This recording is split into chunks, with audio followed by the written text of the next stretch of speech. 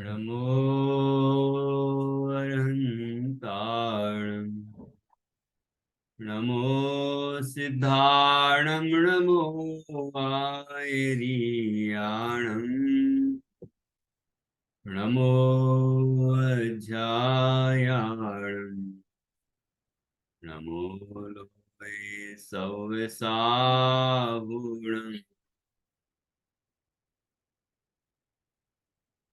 मंगलम भगवान वीरो मंगलम गौतमोहणि मंगलम कुंद कुंदाद्यो जैन धर्मोस्तु मंगलम सर्वमंगल मांगल्यम सर्वकल्याणकारकम प्रधानम सर्वधर्माणां जैनम जयतु शासनम जैनम जयतु शासनम।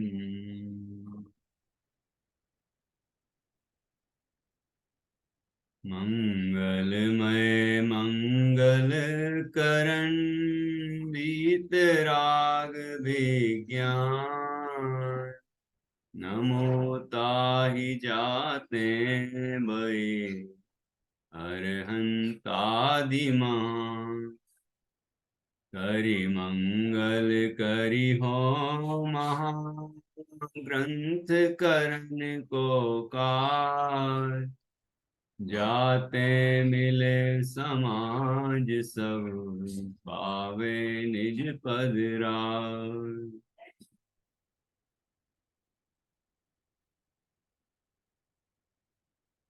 आचार्य कल्प पंडित श्री टोडरमल जी द्वारा रचित यह मोक्ष मार्ग प्रकाशक नामक ग्रंथ है। इसके पहले अधिकार में पंच परमेष्टि के स्वरूप वर्णन के बाद उनके पूज्यत्व का कारण बताया गया है कि अरहंत आदि अरहंत सिद्ध आचार्य उपाध्याय और साधु ये पंच परमेष्टि क्यों पूजनीय हैं, हम इनकी पूजा क्यों करें, इनको नमन क्यों करें, इनको ही नमन क्यों करें, अन्य किसी को क्यों ना करें, ये अपने आप यहाँ गर्भित है। ये विषय यहाँ पर बहुत सुंदर ढंग से तर्कपूर्ण ढंग से आया है। आचार्य कहते हैं, यहाँ पर पंडित टोडरमल जी कहते हैं कि जिसके भी राग आदि की अधिकता हो और ज्ञान आदि की हीनता हो, दुनिया में वह निंदनीय होता है, निंदा योग्य होता है। और जिसके राग आदि की हीनता हो और ज्ञान की विशेषता हो, वह प्रशंसा योग्य होता है, स्तुति योग्य होता है। तो अरहंत आदि में राग आदि की हीनता और ज्ञान आदि की विशेषता है। इसमें भी अरहंत और सिद्ध भगवान के तो वीतराग विज्ञानता पूर्ण है,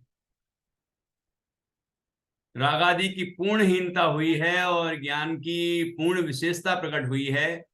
और आचार्य उपाध्याय और साधु के राग आदि की एकदेशहीनता हुई है और ज्ञान की विशेषता एक देश प्रकट हुई है। इस कारण से वे पूजनीय हैं, स्तुति योग्य हैं, महान हैं, हमारे लिए अनुकरणीय हैं। आदर्श तो अरहंत भगवान ही होते हैं, अर्थात हमें नहीं, आदर्श तो सिद्ध भगवान ही होते हैं, हमें सिद्ध बनना है।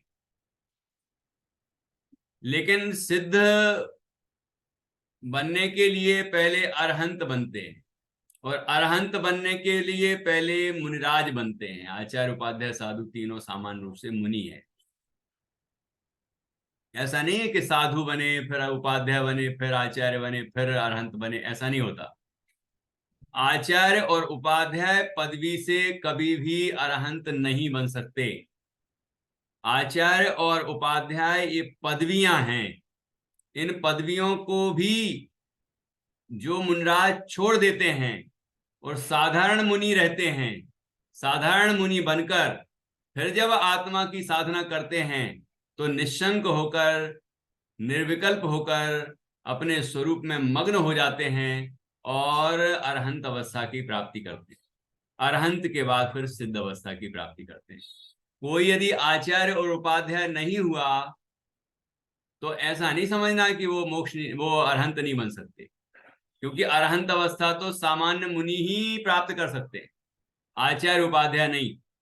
आचार्य उपाध्याय पदवियां हैं, पदभार हैं। वो उन उन पदवियों से के रहते उनको छोड़े बिना कोई अरहंत अवस्था को नहीं प्राप्त कर सकता।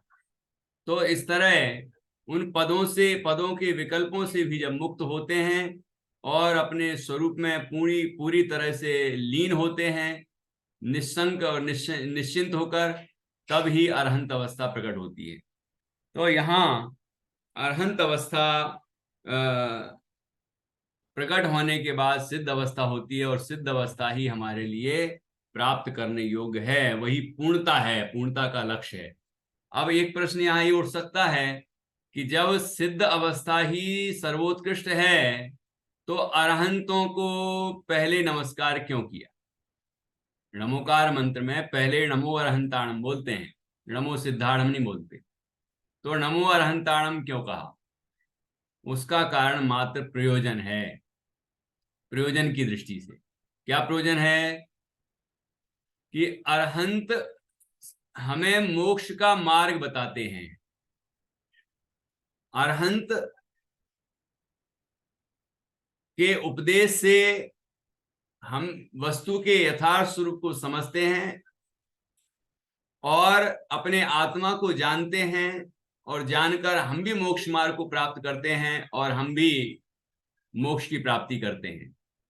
तो इसलिए अरहंतों को नमन सिद्धों के भी पहले किया है, क्योंकि अरहंत ही हमें बताते हैं कि सिद्ध कैसे होते हैं, और अरहंत ही ये बताते हैं कि सिद्ध कैसे बनते हैं। सिद्ध भगवान नहीं बताते, क्योंकि सिद्ध भगवान के तो आज का सिद्ध भगवान के क्या नहीं है कि जो बता ही नहीं सकते। वो सिद्ध भगवान के मतलब क्या नहीं है कि मतलब जिसके कारण वो बता ही नहीं सकते मोक्ष का मार्ग। सिद्ध भगवान को केवल ज्ञान तो हो जाता है, केवल ज्ञान से तो उनको भी केवल पता ज्ञान तो चल है ही, जाता क्योंकि है। अरहंत को केवल ज्ञान है तो अरहंत के बाद ही तो सिद्ध बनते हैं। वो बात नहीं। क्या नहीं है जिससे बताया जाता है? जिससे बताया जाता है वो उनको है ही नहीं। क्या नहीं है? जिया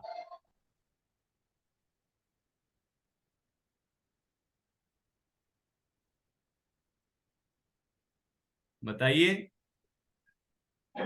सिद्ध भगवान के ऐसी कौन सी चीज नहीं है जिसके कारण वो मोक्ष का मार्ग बता ही नहीं सकते? कि सिद्ध तीर्थंकर नहीं है। सिद्ध भगवान तीर्थंकर नहीं है, ठीक है।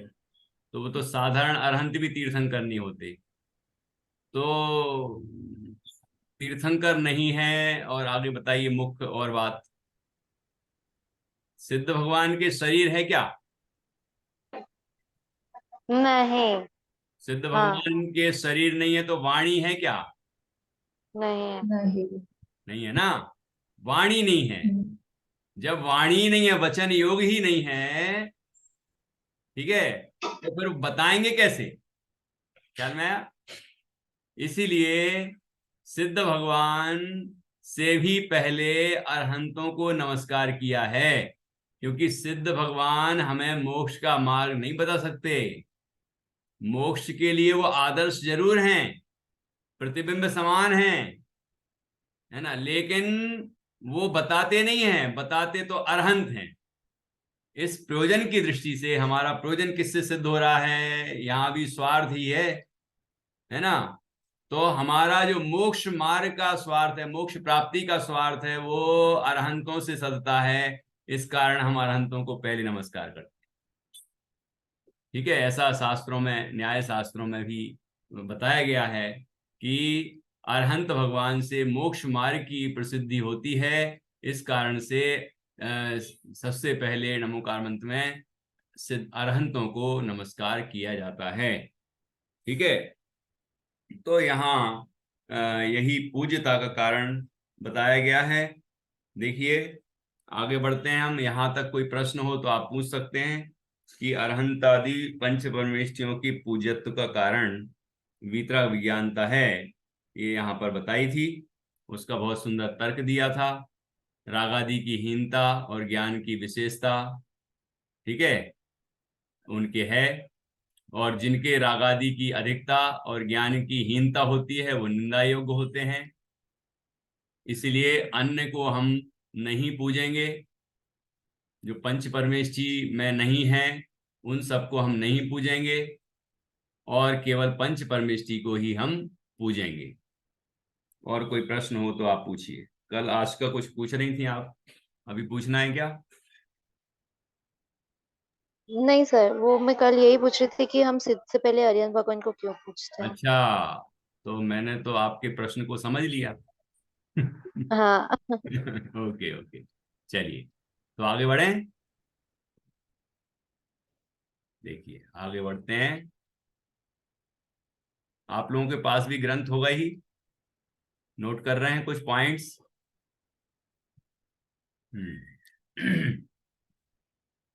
देखिए यहाँ पर ये पहला पैराग्राफ हम पढ़ चुके हैं, अब दूसरा पढ़ते हैं।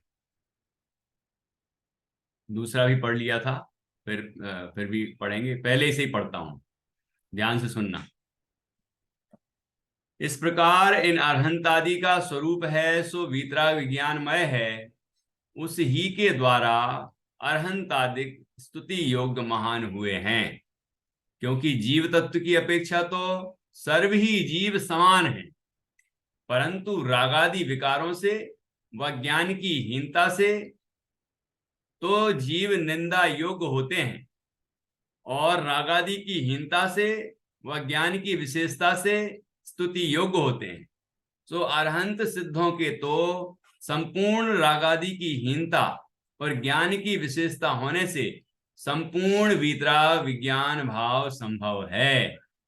और आचार्य उपाध्याय तथा साधुओं को एक देश रागादिक की हीनता और ज्ञान की विशेषता होने से एक देश वीतराग विज्ञान भाव संभव है। इसलिए उन अरहंत आदिक को स्तुति योग्य महान जानना।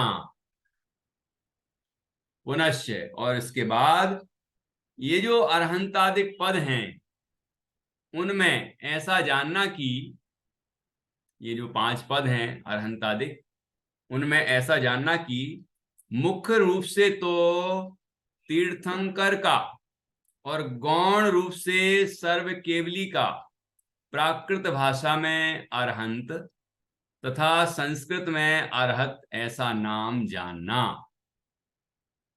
ठीक है, मुख्य रूप से तो तीर्थंकर की बात है, क्योंकि वहां 46 गुणों की बात करेंगे। वहां पर अभी समोषण आदि विभूति की बात की है ना, वो सारी जो चर्चाएं की गई हैं वो तो मुख्य रूप से तीर्थंकरों में ही होती हैं। बाकी अनंत चतुष्टय की जो बात की है ये तो सभी सामान्य जो अरहंत हैं उन सबको ही होती है। तो यहाँ गौण रूप से अर्थात ये मुख्य हो गए तो वो गौण हो गए। गौण मतलब उनको उनकी तरफ से उनको मुख्य नहीं किया गया है ना, उनकी तरफ से मौन है, उसकी अपेक्षा नहीं की गई है। लेकिन वो भी तीर्थंकर अरहंत हो या सामान्य अरहंत हो, सामान्य केवली हो, सिद्ध भगवान भी केवली हैं, लेकिन यहाँ पर अभी केवली किसको कहा, यहाँ पर अभी अरहंत की बात चल रही है। तो तीर्थंकर और सर्व केवली ये सब अरहंत और संस्कृत में अरहत नाम से जाने जाते हैं। ठीक, तो नमो अरहंताणम में इनको नमस्कार किया। तथा 14वें गुणस्थान के अनंतर, 14वें गुणस्थान के बाद 14 गुणस्थान होते हैं, ये मोह और योग के कारण से जीव के परिणामों में जो उतार चढ़ाव आता है, हीनाधिकता होती है, उसके कारण गुण स्थान बनते हैं। वो करणान योग का विषय है, उसकी चर्चा थोड़ी बहुत यहाँ आई है, बाकी अलग ग्रंथ से ही स्वाध्याय करना पड़ेगा। देखिए, तो यहाँ 14वें गुण स्थान में, 13वें गुण स्थान में अरहंत हैं, 14वें गुण स्थान में भी अरहंत हैं। 13वें गुण स्थान में सयोग केवली कहते हैं, 14वें गुण स्थान में अयोग केवली कहते हैं। ठीक है, लेकिन 14वें गुण स्थान के अनंतर अर्थात उसके जस्ट बाद, अर्थात 14वें गुण स्थान का अंतिम समय व्यतीत होते ही सिद्ध अवस्था प्रारंभ हो जाती है। तो सिद्ध अवस्था होते ही एक समय में सिद्धालय में विराजमान हो जाते हैं। ठीक है। पुनश्च जिनको आचार्य पद हुआ हो वे संघ में रहें, जिनको आचार्य पद भी प्राप्त हुई हो वे संघ में रहते हैं। मुनि संघ, चतुर्विध संघ, मुनि आरिका श्रावक श्राविका जो चतुर्विध संघ है, संघ में रहें। अथवा एकाकी आत्मध्यान करें, अकेले ही आत्मध्यान करें, संघ में रहें, या अकेले बैठ के या एकांत में बैठ के ध्यान करें, आत्मध्यान करें। अथवा एका विहारी हों, अकेले ही विहार करते हों। ठीक है, संघ को आदेश दे देते हैं कि तुम साधना करो, ठीक है, और वो स्वयं अकेले ही विहार कर जाते हैं किसी स्थान पर। ऐसा भी कदाचित हो जाए तो एका विहारी कहते हैं उनको। अकेले विहार करना मतलब गमन करना। ठीक है, जैसे आपको दक्षिण भारत की वो घटना मालूम हो, अंतिम श्रुत केवली भद्रबाहु स्वामी की, तो वो पूरा संघ उत्तर भारत से दक्षिण भारत की तरफ गया, और श्रवण बेलगोला जब पहुंचे तो आचार्य जो श्रुत अंतिम श्रुत केवली भद्रबाहु थे, उन्होंने अपने पूरे संघ को आदेश दिया कि आप लोग आगे बढ़िए, मैं यहीं पर साधना करूंगा। तो वो वहीं रुक गए। श्रवण बेलगोला में जो चंद्रगिरी नाम की पहाड़ी है, उस पर जैन मंदिर बने हुए हैं, वहां पर रुके और वहीं उन्होंने साधना की। चंद्रगुप्त मौर्य जो कि मुनि बन चुके थे, उन्होंने भी अनुमति मांगी कि वो भी उनके साथ रुकना चाहते हैं, तो वहां रुक गए। और उन्होंने वो चंद्रगुप्त जो मुनिराज थे, उन्होंने आचार्य अंतिम श्रुत केवली भद्रबाहु स्वामी की सेवा की, और भद्रबाहु स्वामी का वहीं से समाधि मरण हुआ, और चंद्रगुप्त जो थे मुनिराज, उनका भी वहीं से समाधि मरण हुआ बाद में। तो इस तरह से ये तो एका विहारी हो गया, मतलब अकेले ही विहार कर गए। दूसरे जो मुनिराज थे उनमें से किसी को आचार्य पदवी दे दी और उनको आगे बढ़ा दिया। ठीक है ना, तो ऐसा भी हो सकता है। तो अभी एका विहारी की बात की है। संघ में रहें, एकाकी आत्मध्यान करें, या अकेले रह के आत्मध्यान करें, या एका विहारी हों, अकेले ही विहार कर जाएं, अथवा आचार्यों में भी प्रधानता को प्राप्त करके, आचार्य हैं तब तो आचार्य हैं ही, आचार्यों में भी प्रधानता को प्राप्त करके गणधर पदवी के धारक हों। अनेक आचार्यों के ऊपर एक गणधर, तो वो गणधर भी आचार्य ही हैं, आचार्यों में प्रधान हैं, लेकिन वो भी आचार्य पदवी के धारक ही हैं।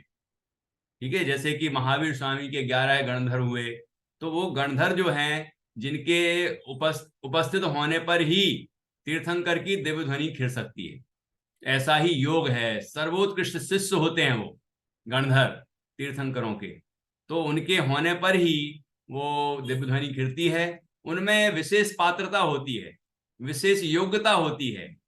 उनके 4 ज्ञान होते हैं, मति ज्ञान, श्रुत ज्ञान तो हमारे भी हैं, उनके अवधि ज्ञान और मनःपर ज्ञान भी होता है, और क्षयोपसम ज्ञान, श्रुत ज्ञान भी सर्वोत्कृष्ट होता है कि वो द्वादशांग को ग्रहण कर लेते हैं, तो इसलिए वह विशिष्ट होते हैं।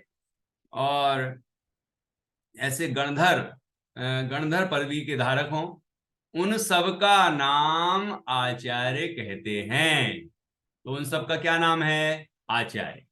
मतलब आचार्य, जो आचार्य पद को प्राप्त किया वो आचार्य, संघ में रहें तब भी आचार्य, अकेले आत्म ध्यान में लीन रहें तो भी आचार्य, क्योंकि बताया था ना कि मुख्य रूप से तो अपने स्वरूप में लीन रहते हैं, ठीक है ना। फिर कभी दीक्षा धारकों को दीक्षा देते हैं, किसी भव्य जीव को उपदेश भी देते हैं, प्रायश्चित विधि से शुद्ध भी करते हैं, कोई प्रायश्चित लेने आए तो ये सब भी कार्य कर रहे हो तब भी आचार्य हैं। अकेले विहार कर जाएं तो भी आचार्य हैं, क्योंकि आचार्य पद भी है ना उनके। और आचार्यों में श्रेष्ठ पद को प्राप्त हुए तो गणधर हैं जो, वो भी आचार्य हैं। तो इस तरह आचार्य, उन सबको आचार्य कहते हैं।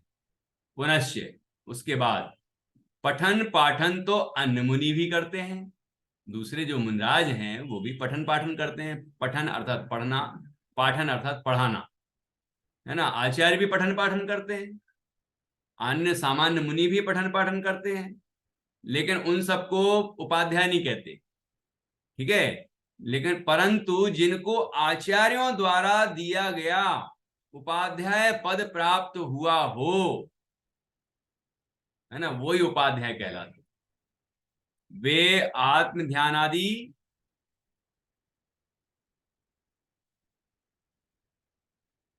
कार्य करते हुए भी उपाध्याय ही नाम पाते हैं। ऐसा मत समझना कि जब पठन पाठन कर रहे हो तभी वो उपाध्याय कहलाएंगे, बाकी टाइम नहीं कहलाएंगे, ऐसा नहीं है। उपाध्याय पद भी है उनके, अर्थात वो उपाध्याय है, ठीक है। तो वो जब आत्म ध्यान में लीन है तब भी वो उपाध्याय हैं, और जब पठन पाठन कर रहे हैं तब भी वो उपाध्याय हैं, स्वयं पढ़ रहे हैं तब भी उपाध्याय हैं, और अन्य मुनियों को पढ़ा रहे हैं तो भी वो उपाध्याय हैं। तो उपाध्याय ही नाम पाते हैं, ठीक है। तथा जो पदवी धारक नहीं है, ना आचार्य हैं ना उपाध्याय हैं, वे सर्व मुनि साधु संज्ञा के धारक हैं। साधु संज्ञा, संज्ञा अर्थात नाम, साधु नाम धारक हैं वो, उन सबको साधु कहते हैं, ठीक है। इस तरह से पंच परमेष्ठियों के बारे में बताया गया, कुछ विशेष जानकारी दी गई। और देखिए आगे, यहां ऐसा नियम नहीं है कि पंचाचारों से आचार्य पद होता है, कि 5 आचारों का पालन करे वो आचार्य। ऐसे पंचाचार का पालन करते हैं आचार्य, है ना, खुद करते हैं और दूसरों को भी कराते हैं, है ना। लेकिन पंचाचारों के कारण ही वो आचार्य पद नहीं कहलाता। देखो पूरा पढ़ते हैं पहले। पंचाचारों से आचार्य पद होता है, ऐसा नहीं है। पठन पाठन से उपाध्याय पद होता है, ऐसा भी नहीं है। मूल गुणों के साधने से साधु पद होता है, ऐसा भी नहीं है। क्यों? क्योंकि ये क्रियाएं तो सर्व मुनियों के साधारण हैं। अपन ने पढ़ा था ना कि ये तो सभी मुनियों के सामान्य स्वरूप है। ये सभी आचार्य हो, उपाध्याय हो, साधु हो, तीनों का सामान्य स्वरूप जो है, उसमें तीनों ही सामान्य रूप से पंचाचारों का पालन करते हैं, पठन पाठन भी करते हैं कभी कभी वो, और मूल गुणों का पालन भी हमेशा ही करते हैं। तो ये सभी क्रियाएं तो सभी मुनिराजों के साधारण हैं, परंतु शब्द नय से उनका अक्षरार्थ वैसा किया जाता है कि शब्द नय से ऐसा अक्षरों का अर्थ किया जाता है कि पंचाचारों का पालन करें सो आचार्य, पठन पाठन करें सो उपाध्याय, और मूल गुणों को साधें सो साधु, ऐसा एक सामान्य अर्थ किया जाता है। तो ऐसा ही सर्वथा मत समझ लेना, सर्व प्रकार से एक साधारण कथन है वो, क्योंकि ये तीनों क्रियाएं तो साधारण रूप से सभी मुनि करते हैं, ठीक है। तो शब्द उनका आचार्य शब्द है, आचार्य, उपाध्याय, साधु, ऐसा शब्द है उनका, वो नाम है, उससे ऐसा अर्थ निकाला जाता है, तो उसको कहते हैं शब्द, अक्षरार्थ लिखा ना, अक्षरार्थ। परंतु शब्द नय से उनका अक्षरार्थ वैसा किया जाता है जो ऊपर बताया है। लेकिन ऐसा नहीं समझना कि पंचाचारों का पालन करें सो वही आचार्य है, क्योंकि पंचाचारों का पालन तो आचार्य, उपाध्याय, साधु सभी करते हैं। पठन पाठन करें सो उपाध्याय, है ना, सर्वथा ऐसा नहीं समझना, क्योंकि पठन पाठन तो आचार्य भी करते हैं, अन्य मुनिराज भी करते हैं, उपाध्याय तो करते ही हैं। और मूल गुणों को साधें सो साधु, ऐसा सर्वथा नहीं है, क्योंकि आचार्य भी मूल गुणों को साधते हैं, उपाध्याय भी मूल गुणों को साधते हैं, है ना, अर्थात उनका पालन करते हैं, ठीक है ना। इसलिए ये तो केवल शब्दार्थ के अक्षरार्थ ऐसा किया है, बाकी सर बताए ऐसा नहीं मानना। और आगे देखिए क्या कहा, समभिरूढ़ नय से पदवी की अपेक्षा ही आचार्यादिक नाम जानना। जिसकी पदवी आचार्य है वो आचार्य हैं, वो ध्यान कर रहे हैं तब भी आचार्य हैं, पंचाचारों का पालन कर रहे हैं तब भी आचार्य हैं, वो दीक्षा आदि दे रहे हैं तब भी आचार्य हैं, एकाकी विहार करें तो भी आचार्य हैं। वो जो ऊपर बताया था वो सब अवस्थाओं में वो आचार्य पद है, मतलब आचार्य हैं। वो उपाध्याय पदवी है, वो उपाध्याय हैं। साधु हैं। आचार्य उपाध्याय जो नहीं है वो सब साधु हैं, अर्थात वो साधु ही हैं। ठीक है, वो साधु पंचाचारों का पालन करते हैं तो ऐसा नहीं समझना कि पंचाचारों का पालन करते हैं तो वो साधु हैं। पंचाचार कौन से? सम्यक्त्वाचार, मतलब सम्यक दर्शन। तो सम्यक दर्शनाचार, ज्ञानाचार, तपाचार, चारित्राचार, तपाचार और वीर्याचार। तो दर्शन, सम्यक दर्शन का आचरण करते हैं, सम्यक ज्ञान का आचरण करते हैं, सम्यक चारित्र का आचरण करते हैं, सम्यक तप तपते हैं और सम्यक वीर्य से संपन्न होते हैं। ये 5 आचार कहलाते हैं। आचार अर्थात आचरण, आचरण, चर्या। तो इन 5 गुणों से वो सभी संपन्न होते हैं। अब ये पांचों चीजें तो आचार्य उपाध्याय साधु सभी में होती हैं, है ना।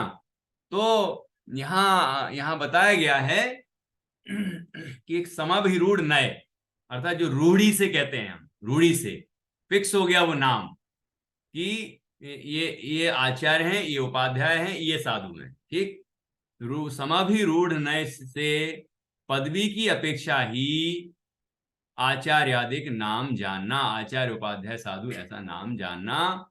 जिस प्रकार शब्द नय से जो गमन करे उसे गाय कहते हैं, सो गमन तो मनुष्यादिक भी करते हैं, परंतु समभिरूढ़ नय से पर्याय अपेक्षा नाम है। उस ही प्रकार यहां समझना। ये देखो नए बताए हैं तत्वार्थ सूत्र में, पहले अध्याय का जो आखिरी का सूत्र है 33वां, वहां ये 7 प्रकार के नए दिए हैं। नए वो वस्तु के स्वरूप को कथन करने का एक तरीका है, एक विधि है, एक एंगल है, दृष्टिकोण है। नए ज्ञान रूप भी होते हैं और वचन रूप भी होते हैं। अर्थात हम किस दृष्टि से ये बात कह रहे हैं, वो जो दृष्टि है वो नए है। तो इसकी चर्चा भी आगे की जाएगी। तो अभी इतना समझ लें, शब्द नए, शब्द नए से शब्दों की दृष्टि से अर्थ किया जाएगा और समाभिरूढ़ नए से रूढ़ी से अर्थ किया जाएगा। मतलब जो एक बार नाम निश्चित हो गया कि ये गाय है, अब गाय शब्द में जो धातु है उसका अर्थ तो होता है गमन करे सो गाय, है ना, शब्द नए से। लेकिन यदि हम रूढ़ी से देखेंगे तो गाय तो केवल गाय को ही कहेंगे। ऐसा नहीं कि हम लोग गमन करने लगेंगे तो हमको भी गाय कहने लग जाएंगे, क्योंकि शब्द नय की अपेक्षा शब्द अर्थ की दृष्टि से हम ये कह सकते हैं कि गमन करने वाले को गाय कहते हैं, लेकिन वहां पर शब्द नय नहीं लगाना, वहां समविरूढ़ नय लगाना। तो जो गाय है बस वो ही गाय है, बाकी कोई गाय नहीं कहलाएगी। क्या ना। तो ऐसे ही जो आचार्य हैं वो आचार्य हैं, जो उपाध्याय हैं वो उपाध्याय हैं, ऐसा समझना चाहिए। एक साधारण रूप से हम ऐसा अर्थ कर देते हैं कि जो पठन पाठन करें वो उपाध्याय, जो पंचाचारों का पालन करें वो आचार्य, ऐसा है ना। बाकी जो मूल गुणों का साधन करें, साधें, तो वो साधु। बाकी ये तीनों चीजें तीनों में कॉमन भी हैं, ठीक है, साधारण भी हैं।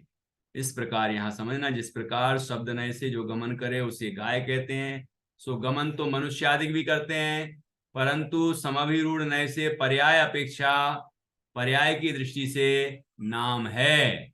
ये नाम दिया है कि ये गाय खड़ी है ना, यही गाय है, बस वो एक पशु विशेष को ही गाय कहते हैं।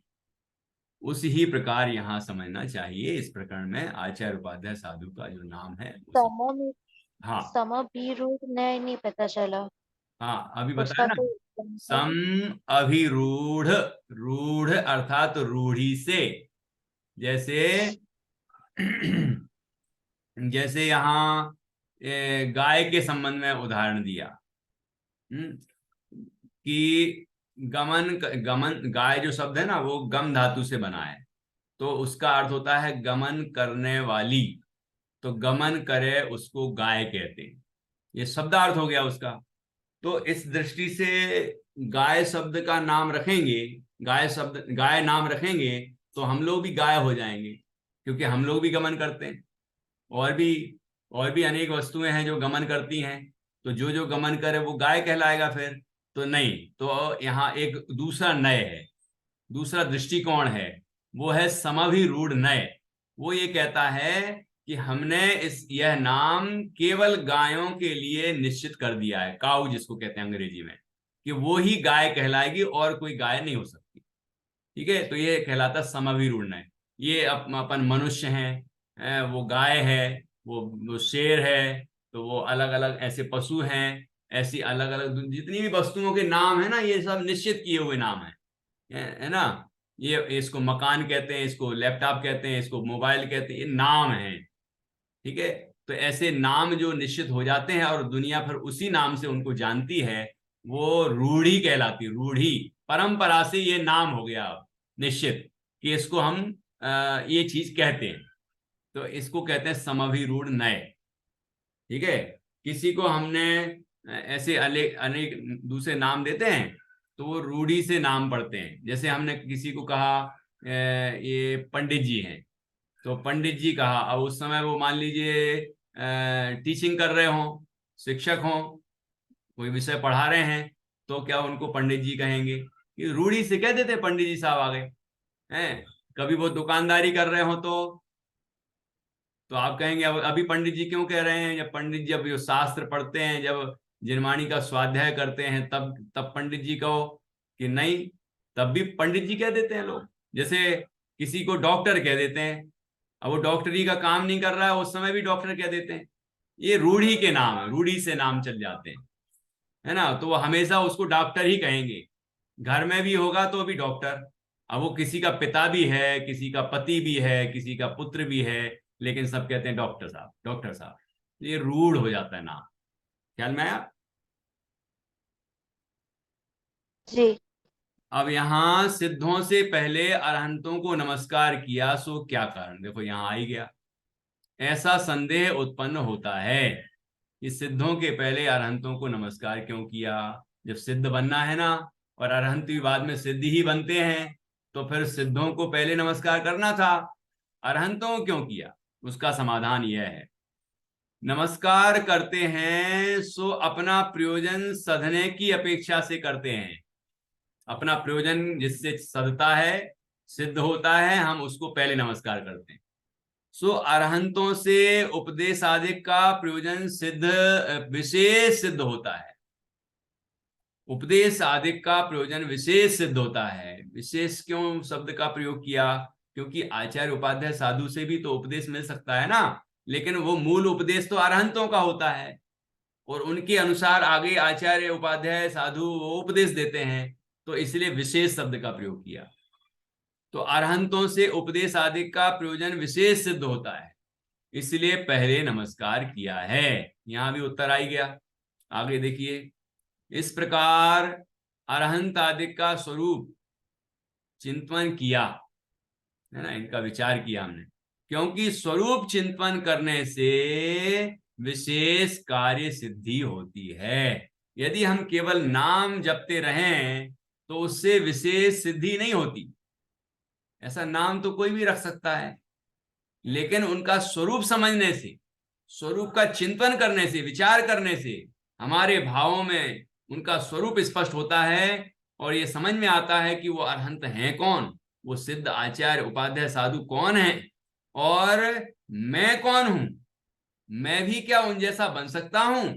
और जब हम ये समझ जाते हैं कि वो हम जैसे साधारण जीव ही तो जब अपने को शरीर से भिन्न आत्मा जानते हैं, तब वो ही साधु बनते हैं, वही आचार्य उपाध्याय बनते हैं, वही अरहंत बनते हैं, वही सिद्ध बनते हैं। तो हम भी आत्मा हैं, हम भी अपने आत्मा की साधना करेंगे तो हम भी ये पंच परमेष्टियों के पद को प्राप्त हो सकते हैं। हम भी एक दिन सिद्ध अवस्था की प्राप्ति कर सकते हैं। तो इस तरह से हमारे विशेष कार्य की सिद्धि होती है उनके स्वरूप का चिंतन करने से।